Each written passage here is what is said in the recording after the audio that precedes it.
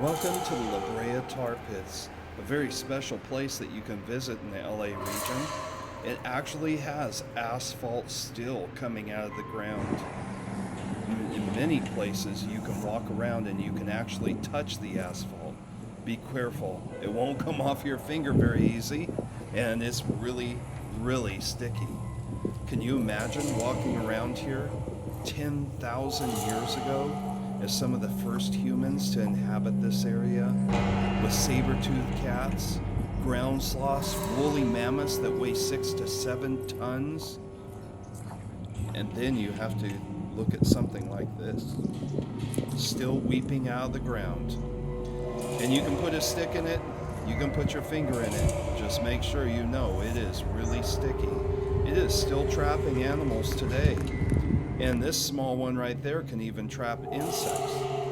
Here's some of the ground sloth statues that they have. They have fences around them because of COVID. And they have fences around these pits where they were actually finding fossils today because they don't want kids to get trapped inside of here and become a fossil. Mammoths. The Brea Tar Pits. These fossils that you find in here are not just large animals like the woolly mammoth, but also insects, pollen, pieces of leaves. It contains organisms.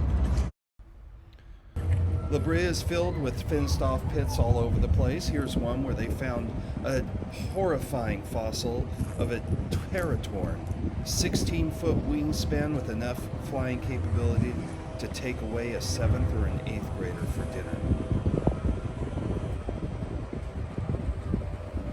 The La Brea Tar Pits. It's a trap. It was a trap for many, many organisms. And when we say organisms, we mean large and small. Look at the size of these, right? A march fly. They are fossils. Yeah, so these things were trapped a long time ago, just like a woolly mammoth, saber-toothed cat, and many other species such as dire wolves were caught inside of here. As you can see, it looks just like it's a lake of water, a nice drink. And then they go to the edge and get a drink, but alas, the bottom is oil. It's an oily substance. It's asphalt. It's from deep in the earth, right? And those are the remains of organisms that lived long ago coming up to the surface, but they're very sticky. And these animals got stuck in them. They either starved to death and then fell inside of it. And as you can see right here, there's also some of that crude asphalt type substance on top of the water. And as you can also see, there's bubbles coming up from the various gases that are within. It is not normal. And that is why these animals came to it for a drink of water and then they got stuck. So sticky that even the mighty woolly mammoth could not free itself.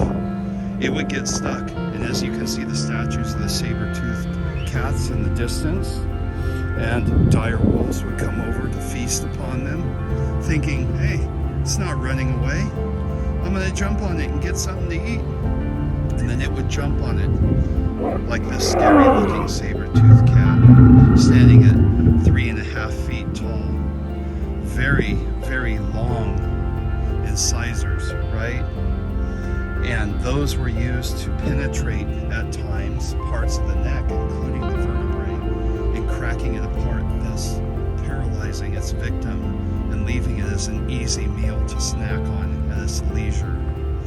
But when it jumped on them, like these woolly mammoths in the distance over there, they would slide into this pit also and become part of the history of La Brea Tar Pits, all the way back from the Ice Age, going past 55,000 years ago. These animals have been stacking up by the thousands and tens of thousands of them. The skulls that they have inside the museum over here of hundreds of dire wolves that came over to try to get an easy meal and fell victim to the pits, just as their prey had also. And as you can see over here, there's a family of mammoths from long ago. Of course, they aren't real, but it's a good representation of a mom, a father, and its baby, and its mom getting stuck in there screaming for help. And then they coming to the rescue, and they also get stuck. And then that is the history of La Brea Tar Pits. Still today, the La Brea Tar Pits capture animals and pollen and flowers and pine cones, birds and squirrels, and they sink down into the depths to become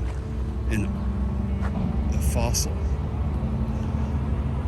Yes, soaked with the oily asphalt, it becomes darkened and brown. And there we are, the history of La Brea Tar Pits. Well, these animals, such as the saber-toothed cats and the giant ground sloths, no longer exist today, and we call that extinction. And we can coincide them with the fossil history of humans being introduced as the main predator, the new predator in town in this area. And then you see the species slowly ceasing to exist, such as the woolly mammoth, such as the ground sloth, and other tasty animals to the natives that came through here. This is La Brea Tar Pits, so hopefully if you come here, you're able to go and visit the museum right here when it opens up after COVID, which should be around July the 4th. There's a lot of interesting things to see inside there, including real-life fossils. So, hope you guys enjoyed this today, and hopefully you get to come to some of these areas where there's real scientific research being done. So, real cool area. So here's La Brea Tar Pits, and we're just going to take a quick flight over it just one more time. Just imagine what this was like 10,000 years ago during the Ice Age with all those animals. Almost all these animals went extinct, and it was because of the humans coming into the picture, killing them to eat them, you know, for food. And there was only one human skeleton found right over there to the left in this pond, and it was of a little girl about your guys' age. And next to it, they found the fossil remains of a dog. You know, I mean, the original story is that they think that she went in there because her dog got stuck, and then she died also. Another story is that it's like a ceremonial burial ground for her.